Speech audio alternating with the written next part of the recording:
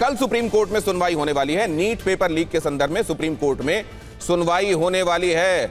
और अगली खबर देखिए, सीजेपी के प्रदर्शन के समर्थन में राहुल गांधी। मोदी भारत के इतिहास के सबसे युवा विरोधी पीएम, युवा विरोधी पीएम, भारत के इतिहास के सबसे ज्यादा युवा विरोधी पीएम है, राहुल गांधी ने कहा।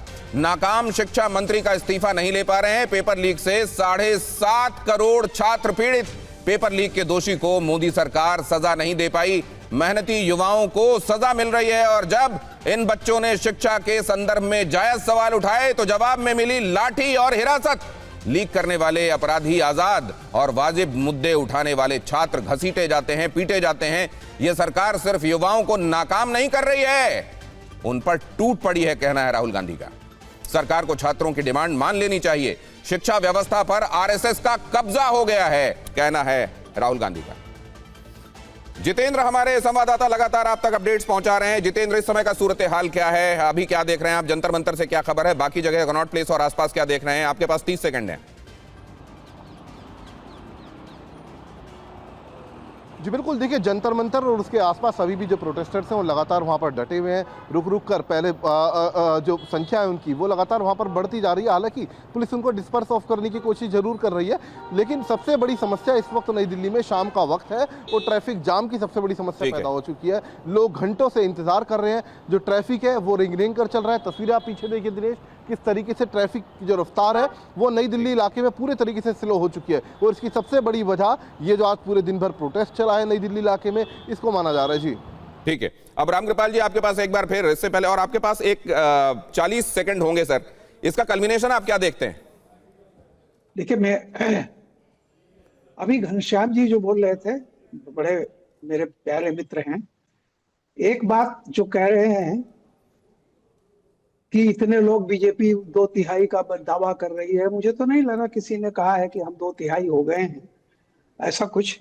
लेकिन एक चीज बता दूं, 2014 में जब प्रधानमंत्री मोदी जीत करके आए थे तो उन्होंने संसद में एक वाक्य कहा था कि मुझे सरकार चलाने भर का बहुमत जनता ने दे दिया है, लेकिन मुझे देश चलाने के लिए आप सबके सहयोग की जरूरत पड़ेगी।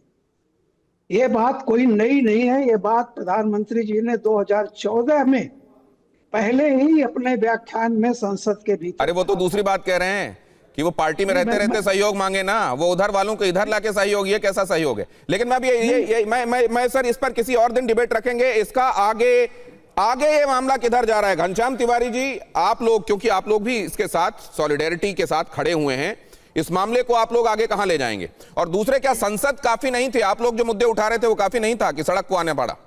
3 वाक्यों में मैं जवाब दूंगा। भारतीय जनता पार्टी के प्रवक्ता और रामकृपाल जी ने 3 बातों का खंडन नहीं किया। पहला कि भारतीय जनता पार्टी कई लाख करोड़ का एम्पायर है।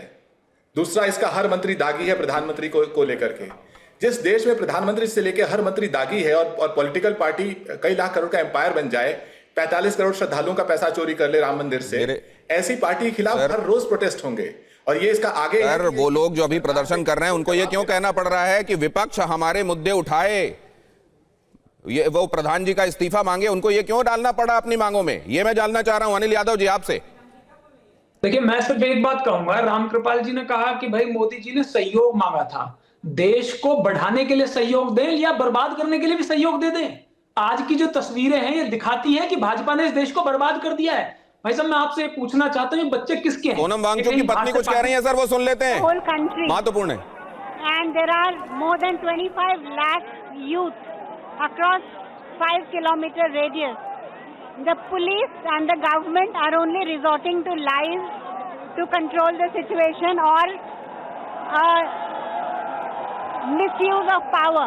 They are just doing lathi charge or misusing their power or using lies. They are now saying that the protest is over, go back. The government tried to shut the metros, Ubers and everything today.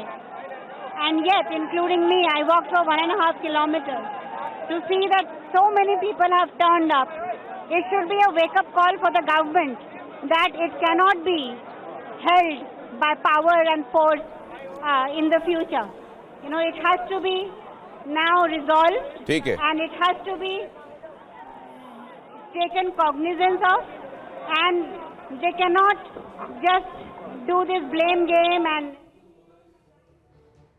Doctor Geetanjali नागमो वो क्या कह रही हैं सुना आपने? उन्होंने कहा कि ये अभी भी यहाँ पर ये नहीं कहा गया है कि आपसे आपकी बातें मानी जा रही हैं और आप इसको धरना स्थल को खाली कीजिए या प्रदर्शन कीजिए। शिवम त्यागी, दिनेश जी छोटा सा जवाब। हाँ हाँ, अच्छा 1 सेकंड, आपके पास 20 सेकंड है सर, क्योंकि मेरे पास कुल 1 मिनट है।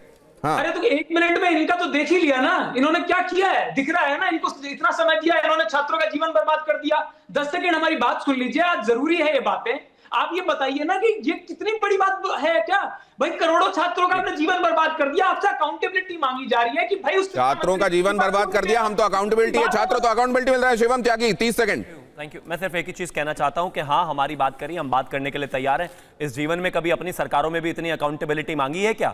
लेकिन फिर भी हम अकाउंटेबिलिटी देंगे, आप जैसे हम हैं नहीं। और अकाउंटेबिलिटी की बात है, पेपर बेहतर कराने की बात है, कभी अपने समय में भी मांग लिया होता और ऊपर जो राजनीति करने की कोशिश कर रही है होने वाला है नहीं। भारतीय जनता पार्टी कह रही है अपना टर्म याद करो, और विपक्ष ये कह रहा है कि ये जो चल रहा है वो पहले देख लो, पीछे जाने की आवश्यकता क्या है। और ये तो समाज के लोग हैं जो सामने आकर ये कह रहे हैं, ये कोई प्रयोग नहीं है, विपक्ष कह रहा है। और इधर आपने सुना, ये भी कहा जा रहा है कि ये उसी टूल किट का हिस्सा है जो इसके पहले भी कई बार अलग अलग तरीकों से नमूदार हो चुकी है।